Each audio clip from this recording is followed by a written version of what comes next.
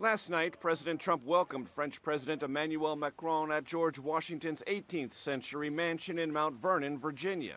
The relationship sealed a while back with an aggressive Trumpian handshake and regular phone calls since. The French president has said his was a friendly relationship with Mr. Trump. It's very easy. As soon as he asks for a call, I call him back, and exactly the same on his side. We have a very fluent and open discussion. Macron arrived with an agenda: persuade the president to keep U.S. troops in Syria and stay in the Iran nuclear deal. President Trump is leaning against both. President Macron's broken the code with President Trump. He's worked the relationship. Heather Connolly, a former State Department official, says this state visit will highlight unity and France's acceptance of an alliance with Mr. Trump.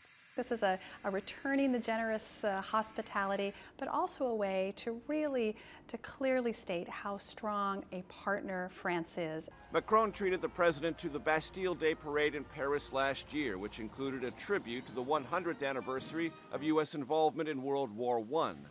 The spectacle inspired plans for a grand military parade in Washington in November.